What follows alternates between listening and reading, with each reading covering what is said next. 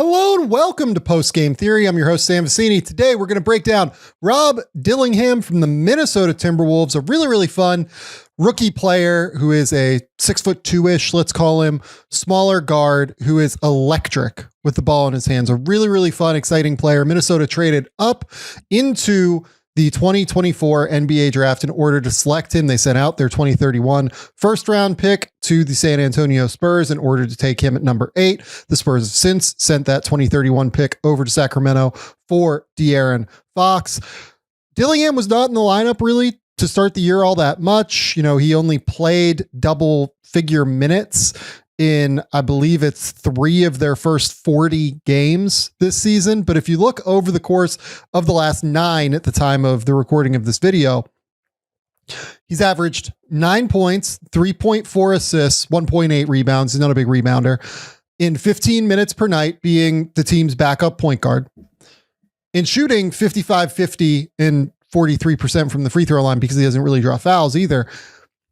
But he's been really impressive on the offensive end. And he's been the kind of player that the Minnesota Timberwolves really need potentially down the road next to Anthony Edwards. What the Timberwolves have struggled with this season, unfortunately, has been like a secondary creator. The Julius Randle trade for Karl Towns has not worked out. Mike Conley is starting to feel the effects of age, it looks like. Dante DiVincenzo, much more of a shooter than an offensive creator. So Rob Dillingham being that guy long-term is kind of the key here moving forward for Minnesota. So let's just kind of jump in. We're going to dive into the tape. We're going to break down a game he played against Cleveland on January 18th. Why did I pick this game? I watched 4 of his games recently. I thought it was the most indicative of his play overall. He played 18 minutes in this game, ended up with 12 points, 2 assists, 1 turnover. Was okay. Like, I thought he was pretty good in this game offensively, showed some of the defensive flaws that I certainly had some concerns about pre-draft coming into it for Rob. So let's just kind of jump in. We'll dive into the tape and we'll see kind of where we're at with Rob Dillingham. Okay. Comes in right around the 4-minute mark here. And he's going to pick up Ty Jerome immediately at half court.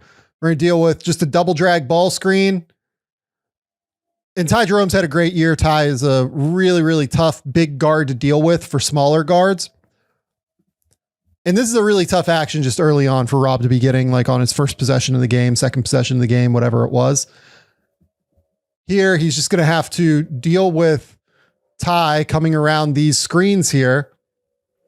Going to have to communicate it with Nas and with Rudy Gobert.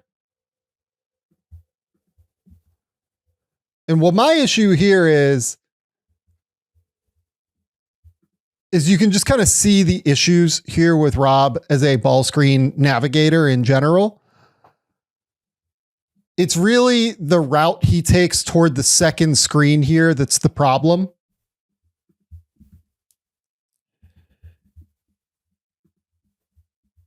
Instead of getting just like a little bit higher here next to Jerome, so that he can hopefully just avoid the Jarrett Allen screen and stay attached, he ends up kind of taking this angle straight in to Jarrett Allen here.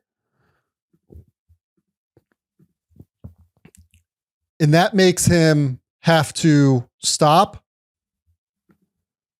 take this step around and like avoid the screen from Jarrett Allen. And now this leaves Dillingham just having given up this much space already to Ty Jerome here. And that's just going to be really hard. It's going to be really hard for Dillingham to be able to make up that space. He's a little bit small. He doesn't have a ton of length. He's pretty quick, but when you're dealing with a guy who's like 6'5", like Ty Jerome is, it's just going to be really hard for you to actually recover and be able to make an impact, because your margin for error, if you're Rob Dillingham, is just a lot smaller here than it is for bigger guards like Ty Jerome, for instance. Ty Jerome's slower, but once he actually gets his frame on you, it's a little bit more impactful. This ends up being an and one. As you can see, Dillingham, I think, kind of rakes across the arms here too as he gets back across to the play. It might have been Ant, actually. Ant rakes across the arms, but and one.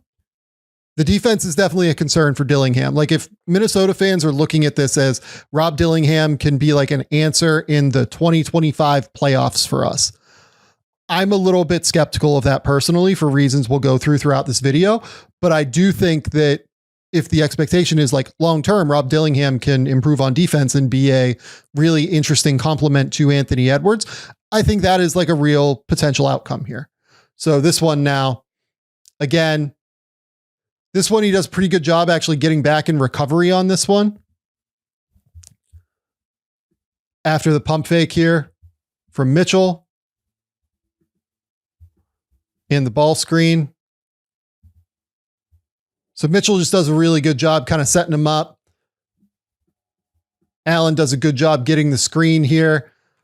Honestly, I'm a little bit surprised that Mitchell didn't drive this a little bit further here. I understand he doesn't want to like go into Rudy necessarily, but if he takes one extra dribble here with how far away Dillingham is, even still, that's where Dillingham's feet are. That's where Mitchell's feet are. I feel like he could potentially draw Gobert here and put a lot of pressure on Ant to have to make a decision to tag the roller or to stay home on Ty Jerome in the corner. Instead, he decides to pull up. Dillingham's able to kind of get back into this play a little bit. Mitchell does a good job getting the kick out. Jerome lifts. Kind of a little exchange here. Looks like Ant wants to switch it. Dillingham is kind of saying to Ant, like, go with Jerome. Looks like Ant kind of falls asleep here. I blame this a little bit more on Ant than I do on Dillingham. Ends up being a kick out 3. But these little communication breakdowns did happen fairly often at Kentucky for what it's worth. I would just kind of pay attention. You can literally see here, Rob is pointing to Ant to stay home. He's telling him like, hey, stay here, stay here. Ant just doesn't really follow the advice. But again, continuing to communicate through. This is why you want to get Rob Dillingham these minutes right now, right? You want to get him a little bit more time so he can be with the defense, get comfortable talking with the defense. Other defenders around him can get familiar with his cadence defensively as well. Again, defensively, the reality is the teams are going to try to attack him. He's small. He has a rep as not being a great defender. This one here actually does like a fairly decent job of staying in front of Mitchell. Flips his hips quite well here. Actually stays fairly close on that nasty little between the legs pullback. And he just absolutely sells out for the closeout and just lands in Mitchell's space. The fundamentals defensively are not great. I thought he often kind of stood a little bit too high in his stance at Kentucky. He had moments like this where he'd get a little bit too tight on the closeout.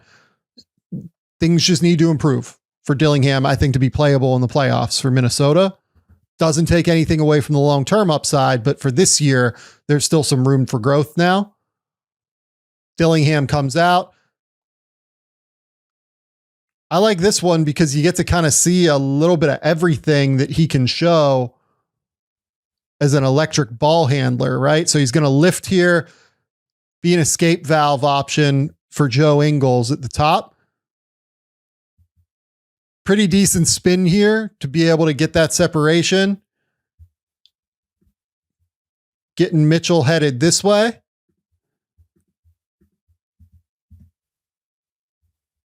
I like what he does here.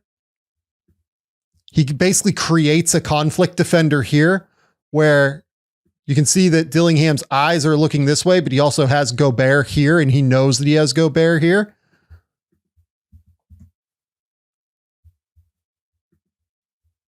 As soon as Strus shoots out this way, Dillingham literally adjusts in midair and finds Gobert for a potential lob or just like a little kick in here. Rudy ends up getting fouled. It's a good play. It's a really, really good play. He doesn't get an assist for it, but late in the shot clock, being able to create opportunities. I evaluated Rob as having the potential to be like one of the best bench guards in the NBA. was kind of where my like median outcome was for him. I don't think he's quite as electric as like a Darius Garland, for instance, as we'll talk about with the ball in his hands. I think Garland's just like a little bit more sudden than what Rob is. I also think Garland's frame is just a little bit better as well. They're both smaller guards, but I do think that Dillingham has every bit of like the passing ability that Garland showcased at Vanderbilt in the few games that he played there and that Garland showcased with Brad Beal Elite. I think that the idea of what Minnesota was hoping for was somebody like a Darius Garland when they drafted him, which is kind of another reason why I thought that the Cleveland game would be really interesting. So this one, again, defensively gets clipped on the screen here. I love that he fights through it and gets all the way back. Dillingham is not like a unwilling defender. He's definitely someone who will actually try to recover and get back. And he is fast enough sometimes to get back in front. The issue is that he's not quite strong enough if he ends up getting on somebody's hip or on their back to be able to get back in front.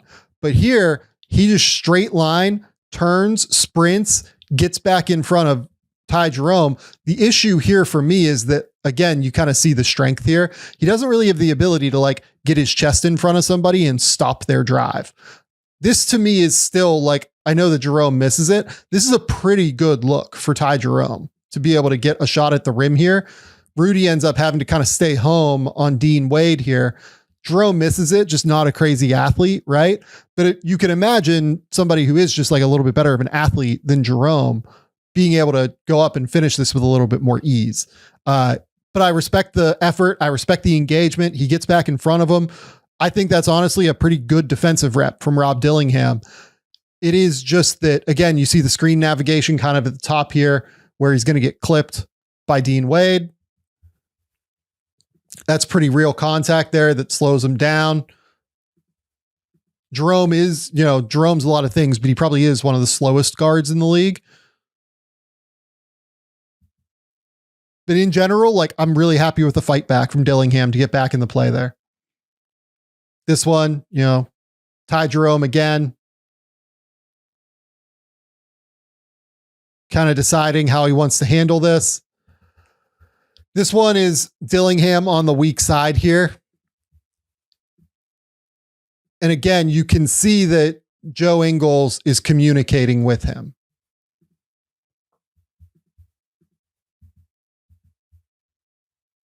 Joe Ingles is telling him where he needs to be. He's telling him, look, he could be telling him, I have Dean Wade, or he could be saying, you have Dean Wade, right? And these two are smart. They end up kind of splitting so that Rob isn't stuck in a 2-on-1 here. Joe Ingles is already here in the paint because this is a clear mismatch with Ty Jerome and Rudy Gobert. Now, like, do I actually think this is a mismatch in reality? Not for me insofar as like, is Joe Ingles going to be able to do anything from this spot on the court? Probably not, because my guess is that this ends, if it's Rudy Gobert against Ty Jerome, with either a step back or with Rudy probably having a chance to either stay in front or get in recovery and like try and contest from behind using his length against Ty Jerome. I'd probably prefer that. So I'd probably just prefer Ingles to stay, I wouldn't say home, but like probably here, as opposed to being this aggressively helping into the middle. I'm sure that's a scheme discussion from Minnesota here, but you can even see the way that this sets up, right?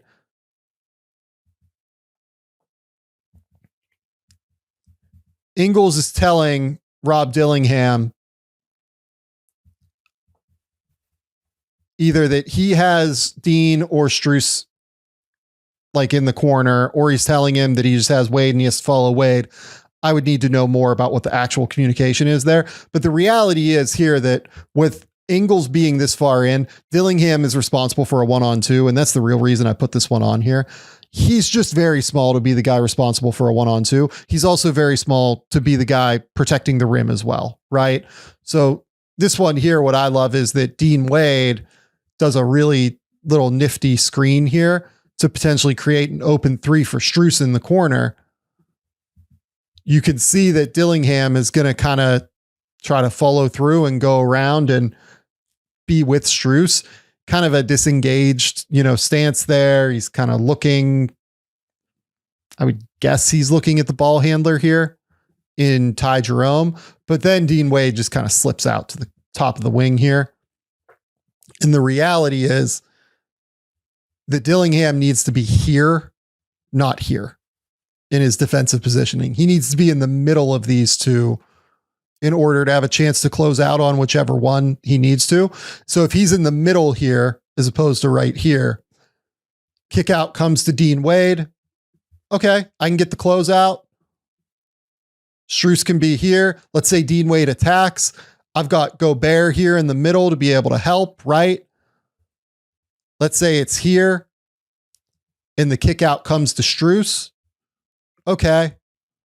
I can get out to Strus in the corner. Joe Ingles can X out to Dean Wade. The positioning here is just a little bit far off. And again, his height, as you will see, just gives him much less margin for error than it does other players who are a little bit bigger, a little bit longer. That's not even really a contest on Dean Wade, who's 6'9" and is going to be able to shoot over the top of that. It's super late. He's a bit small. There's just nothing that's really going to bother Wade there. He misses the shot. They get lucky. But again, the defense is going to be a real issue if they try to play him in important moments. This one, I just love the quick decision-making here. Obviously, Naz Reid does not make it. I think that Dillingham probably should have had a few extra assists in this game. I love that Dillingham knows here that Ty Jerome is going to be responsible for both. It's basically the same exact situation as what we just saw a second ago, except it's in a ball screen now. But he's responsible for the 1-on-2. Look, he has a couple options here. He can just kick it straight out. I think kicking it straight out is smart. He could try to pump and get a sidestep 3 here after Ty Jerome flies by. He could try and drive if he wants to. I wouldn't suggest that. He has a lot of different options here. I think honestly, he could probably just catch and shoot this if he wanted to. But this one, I just love the extra pass. This is a wide open 3-pointer for a guy that makes wide open 3-pointers in Naz Reid. Doesn't work out, but really quick. I like how quick it happens though. That's the key. You watch Minnesota often. For instance, you watch Julius Randle. Things don't happen quickly with Randle. That's where I think Dillingham will help their offense a lot, even right now.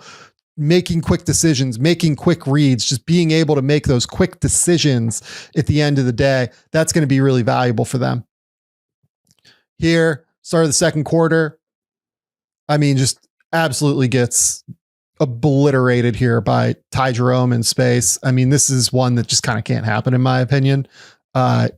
Just gets crossed over, allows a paint touch without a ball screen, without anything. Naz Reid does an amazing job here of being able to get over and contest this and be able to actually block this shot. But again, like you can imagine if this is not Ty Jerome, if this is a player in the playoffs, if it's Jamal Murray, if it's, Shai Gilgeous-Alexander and he's stuck in a switch, if it's Jalen Williams and he's stuck in a switch, even if it's like, honestly, Cason Wallace is faster than what Ty Jerome is, and he's going to be able to get to the rim a little bit quicker. And he's probably going to be able to finish a little bit better than what Ty is. It's just going to be a little bit more challenging for Dillingham to either A, get back into the play, or B, for help defenders to make up for him there. So you never want to give up just like an unencumbered paint touch here. And that's unfortunately what happens. So Dillingham here on offense. See, this one ends up being a turnover. It ends up being a travel. I'm not totally sure why, if I'm being completely honest. They're in a zone, by the way, the Cavs on this one, 2-3, like you can kind of see across the play. You've got 2 here. You've got 3 here. They're rotating. They're not following anybody. So you're diagnosing that. Mitchell does a great job denying the corner pass here. Dillingham sees a lane. He's going to try and drive the lane.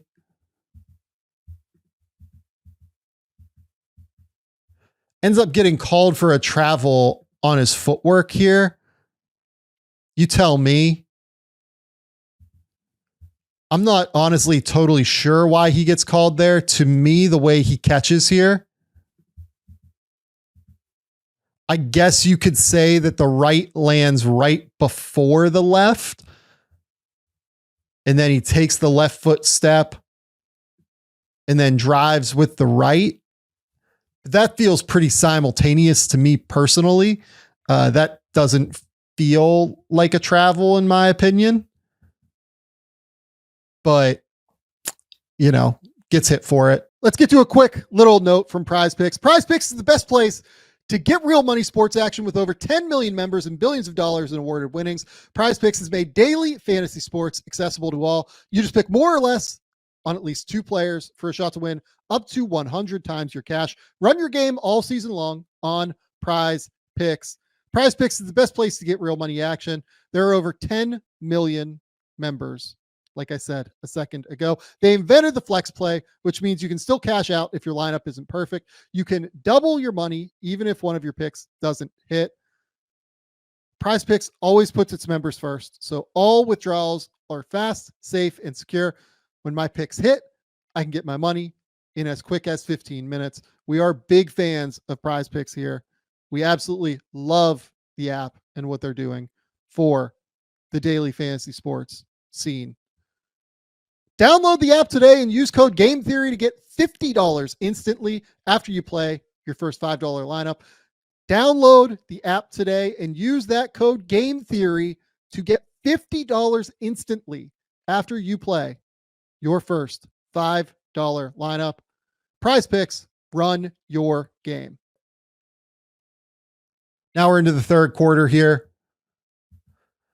Again, just kind of a miscommunication in space here.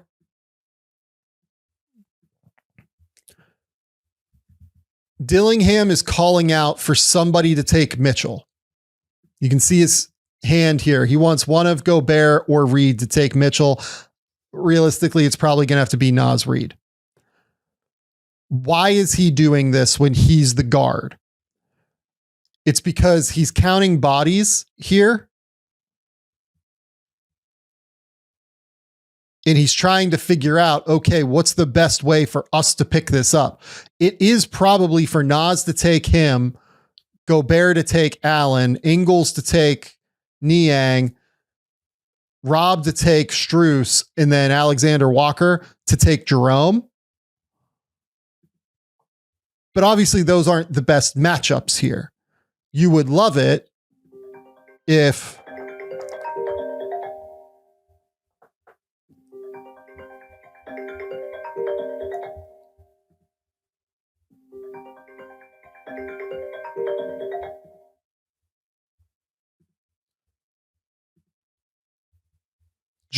Dillingham could slide here, Naz could go here to Niang as Niang comes over for an early screen. Ingles could go here and Nikhil Alexander Walker could go here. And I think that's what Naz Reid actually wants. I would be interested to know what Naz is saying in communication here. I think that's the piece that we're missing. It doesn't look like to me that he's really talking here. But again, with somebody like Dillingham on the court, there just isn't a lot of margin for error in these little mini miscommunication moments. I think this is personally, in my opinion, I would need to know exactly what their rules are for picking up in transition. Is it that you count bodies and you try and pick up based on spacing, or is it that you want guards to pick up for guards, bigs to pick up for bigs, etc., right? Is Naz Reid here just not communicating that, hey, they're coming for a screen here too. Let me be the big ball defender here, or the big ball screen defender. You be the small ball screen defender, and I'll just get over the top. You know what I mean? Or Rob, you just have to get over the top here, right? Again, this is one where I'm not in their locker room. I can't sit here and tell you what their exact plan is. But they have to get it together in terms of what their plan is. And then this one, again, Rob ends up kind of allowing a paint touch there as they're kind of scrambling back, right? So rebound. Why does he allow the paint touch? Because look at him as he's kind of watching the rebound. He's just kind of standing there. He's not trying to get out in transition. He's not trying to get back to Donovan Mitchell. He's still just standing there. And Mitchell just has such a wide open lane here. Allows Niang to get that early little screen. Mitchell gets his foot in the paint. Because he gets his foot in the paint here, you can see that Alexander Walker is trying to help here, just in case. He's responsible for a 1-on-2 as well on the backside here because their spacing is all off because Naz Reid is over here. Joe Ingles is here trying to cut off the potential pop pass. That's, again, a big reason why that Alexander Walker is in the 1-on-2 situation because Ingles had to come up here. And it ends up resulting in a just wide open Ty Jerome 3. Ty Jerome's going to make 40% of these easy from the corner, drills it. But it just all starts from the point of attack defense there, the pickup in transition. Just got to do a little bit better. And look, the Cavs are a really good team. They take advantage of all of these things. But, you know, look, the standard for the Timberwolves is quite high this year as well. So this one, again, you can kind of see Dillingham just like kind of fall asleep behind the play there. They get kind of bailed out by it. Again, I will say, like, Rob is communicating on defense here. I like that he talks to Ingles and realizes I've got two guys streaming down court this way. For us to have any chance, I at least have to be able to be 1-on-2 on these guys, right? Otherwise, it's just going to be wide open. I like that he's talking. Rob makes the right choice here. Kind of stays positionally correct, stays with Allen to stop the easy lob pass, and then also stays in position to get like a pretty decent closeout here on Mitchell. I actually quite like this. That's pretty good. The issue is, again, watch him. He's just kind of standing here.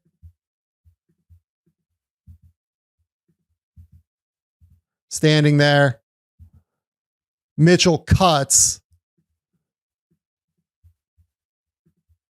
And this really should be a bucket again, right?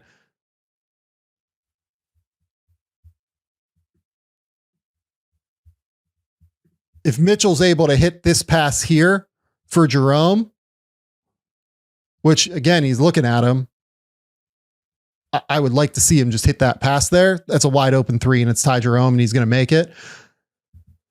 Ends up being kind of a funky deal. You get another paint touch. Jared Allen tries to catch and get around here, ends up elbowing Naz Reid in the face. But really, again, that's kind of another offensive rebounding, bad defensive rebounding from Dillingham breakdown there that just can't happen. Like, they're just like little small errors that will kill you in a playoff series. So this one, again, just kind of loses track of where Jerome is on the backside here off of this drive. So he's guarding Ty Jerome here.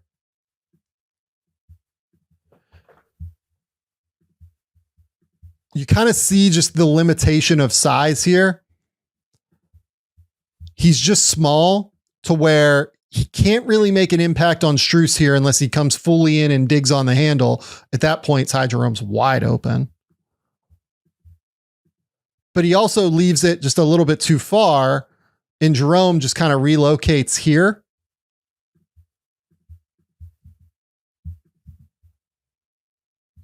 And then attacks the front foot, right? So Dillingham's going this way.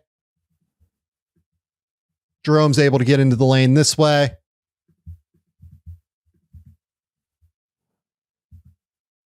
Goes up for the, drawing foul bullshit that we see.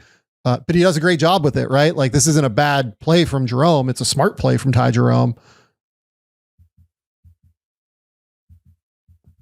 And I believe it ended up being a foul call. Because I think that the referee from behind the play might have called a foul here, if I remember correctly. I think that there was like some frustration, maybe. Might have gotten reviewed or reversed or something, but I think it did end up being a foul on Dillingham. This one, they get the switch onto Garland now. Another one where it's a late foul call. You can kind of see everyone's, frustration there. But, again, they're going to attack Dillingham in space. Like that's the reality here. Just is, he's the smallest player on the court. Teams do it with Darius Garland. It's not Rob Dillingham is not, the only guy here. Like the Celtics relentlessly attack Darius Garland too when they play. It's just the reality of being a small guard. Garland does a great job here using his, length extension, slow step here. Ends up being a foul call. I think that they might have got McDaniels on that one. Might have gotten Dillingham. I'm not totally sure. Dillingham did end up fouling out of this game, but again, ends up allowing the paint touch. He is going to be a guy teams attack. That is just kind of the reality of it. Now we're into the fourth. He had a great fourth quarter, which is why I was really excited to kind of talk about this one too. This was literally the possession right after that one, I believe, on defense. You get to see just like Cavs are in zone. He recognizes it, feels the soft spot in the defense is going to be right here. 1-2 steps into it. Has always had this like pretty exaggerated like leg sway, sweep motion, be his great touch. Ball goes in, right? Really, really good shooter from three. I totally buy him at some point, hitting 40% from three in a season, if not a few seasons, honestly. Real shooter, like very, very, very real touch as a shooter. That's what makes him somebody who can play off of Anthony Edwards. You can play him off the ball, he can catch and shoot. You can play him on the ball, you can play Ant off the ball, let him attack advantages, right? That's what makes that fit so intriguing and enticing to me. But this one now, you can see they're really trying to avoid this mismatch here with Garland. So this is just an awesome setup from the Cavs. Instead of having one of their bigs set the screen, they have essentially like the 4 and the 2 set the double drag in transition here for Garland to come downhill. And notice the positioning of who is the backside man, where that's typically going to be the player that ends up in drop coverage here. Or in a switch, you can switch it all. But again, like this is the matchup that the Cavs are trying to hunt. They want Dillingham. You can see McDaniels like really tries hard to stay attached here. And you can also see Garland do a great job here of just like kind of stringing it out, strings it out, forces Dillingham into space. And then just uses like a quick little, slow dribble, goes slow to fast, gets that angle on Dillingham, uses this beautiful length extension step out here to be able to land here, force this help, puts Ant in the situation where he's the conflict defender, having to guard 1-on-2 in space. Really, it's kind of a 2-on-3 situation in space with McDaniels. If he can recover back this way, he can be responsible for these guys.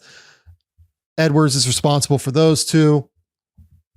But it's an odd man advantage, but it's caused by the paint touch that is allowed here. Ends up being a bucket. You can see where the issues come up, where I'm a little bit skeptical of him helping a ton this year. But we'll start this play here. I think he ends up getting this back. But again, decisiveness with the ball. You see him throw this little pass fake here, sends Garland this way, opens up the driving angle, between these two. He has all this space to be able to attack.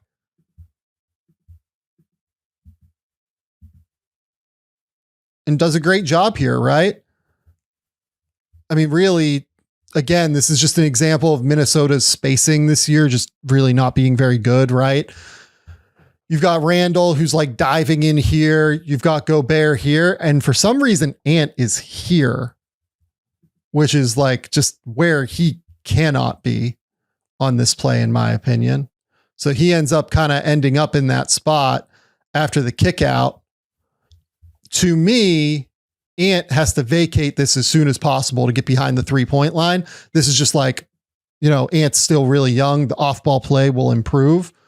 He understands it late, but because he's there, he makes the life of the helper defender in George Niang here. Allen has to step up off of Gobert. Niang has to be here, but he's already here to be able to help the helper. So it's a lot easier. This is just kind of an example of Minnesota's spacing not being very good this season. Unfortunately, without Towns, they haven't really figured it out, unfortunately, at all this year. This ball gets out to Gobert. Randall eventually gets it back. They kick it out to Rob. 1 second left on the shot clock. He ends up kind of tossing this ball up a little bit. Ends up being like kind of a shitty contested 2-point shot. Yes, you don't want it to be a 2-point shot here. Like the footwork will need to improve for him to be able to just get this behind the 3-point line a little bit. But, 2.6 seconds left on the shot clock. You don't want to overreact to that necessarily. This one I just put on here largely because of the spacing issues in Minnesota's offense. This wasn't a bad play from Dillingham, in my opinion. I actually like the processing. I like the quick read. I like kind of everything he did here, other than not getting the foot behind the 3-point line. But that's like such small potatoes to me. Really, this is just an example of Minnesota's spacing not being great, unfortunately, this year.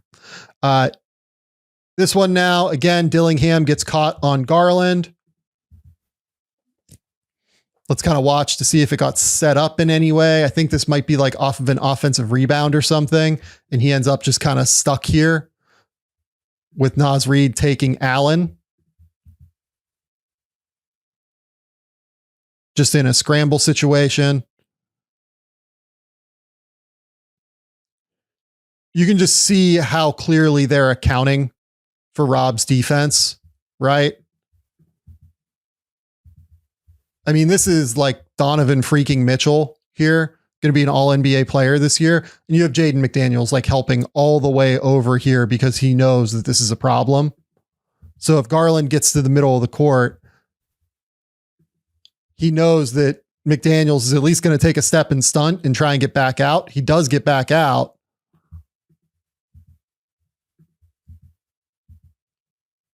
McDaniels has incredible length. But then like Rob just kind of sinks in here as opposed to staying attached to another guy that might literally make all NBA this year in Darius Garland and just allows a wide open 3, right? So they're accounting for him pretty heavily on defense. His willingness to disengage defensively, I think, is a little bit too prevalent right now. And it just allows a lot of potential open shots, unfortunately. So this one, he's on Donovan Mitchell. Mitchell's just able to like kind of use his length, use his strength, get where he wants. 1-2 action here. Dillingham has to stay like a little bit attached here because of the screen. Then he's able to get back out to Mitchell.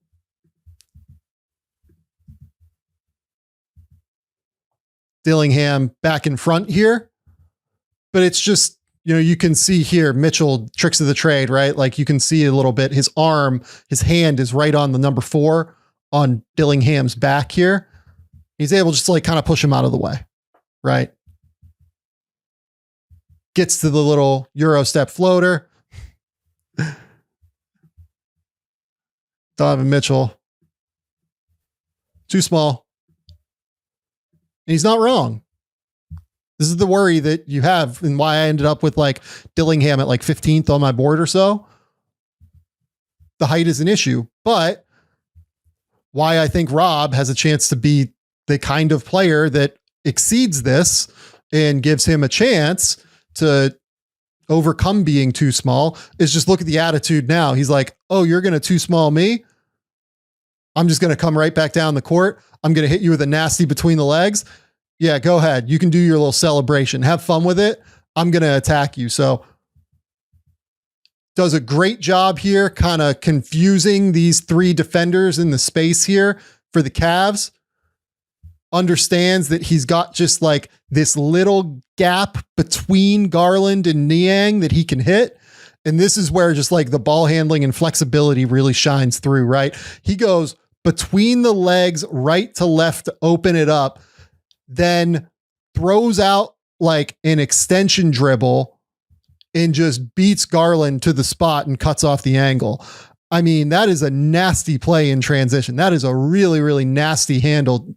Let's just like stop and watch this again and let it wash over you a little bit.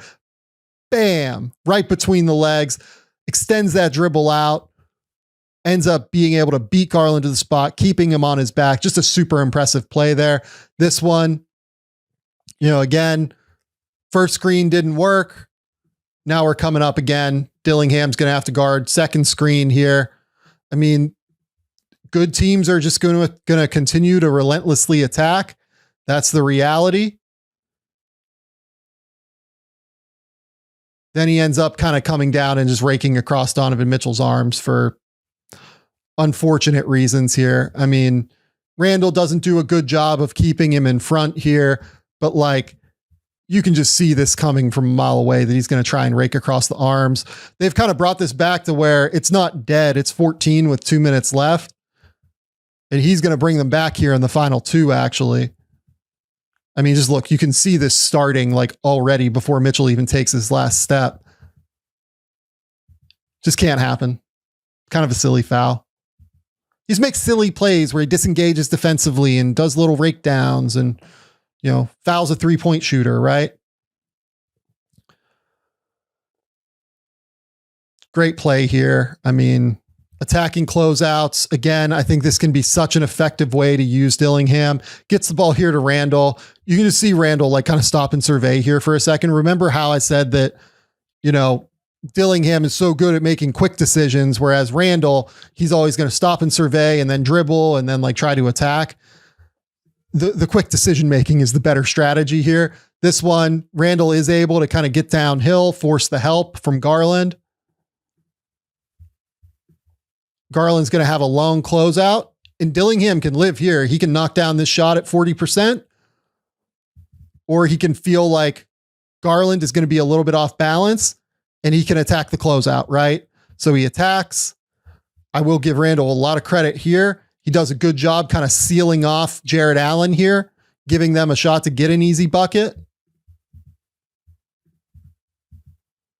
Gets just enough of Allen to where it's going to be hard for him to get a full contest. Really good finger roll for Dillingham, finishes it. He's pretty good around the basket in this game. Dillingham as a finisher is always one of those players where the spectacular, kind of like this one, where he like finger rolls around Jared Allen, always looks super impressive to me. But if you look at the numbers, like even going back to high school, it was always like a little bit more questionable as a finisher. I think the spectacular can sometimes outweigh the functional at times with Dillingham as a finisher. But hey, I mean, if you give him space, he's going to make it. Like he has really good touch. And the other thing that I feel like he hasn't gotten a chance to show a ton of this year, I love his floater game. I think he has a very, very real floater game. This one again, next possession, drills a catch and shoot three, gets to see the way the ball rotates out of his hand. Very clean.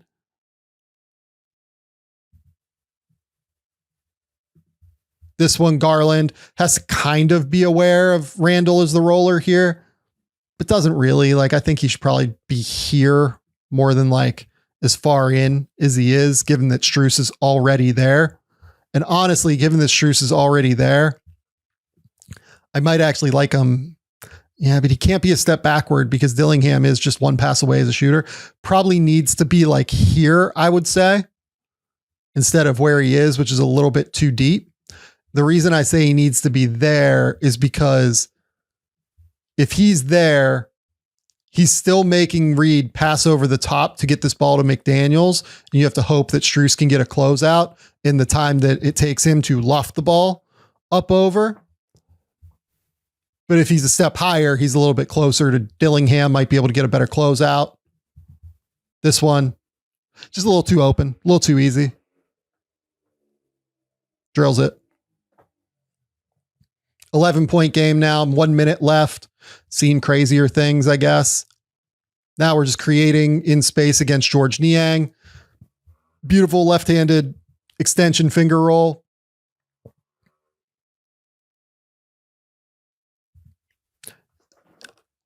I wouldn't say like he is wildly sudden with his moves. Like he's not like Kyrie where it's just like slow to fast and it's just like bam, crossover. But he's fast enough to be able to beat guys in mismatches. I actually do think he will be like a pretty serious mismatch player in the NBA. Behind the back, between the legs, and then just beats Niang around the corner here.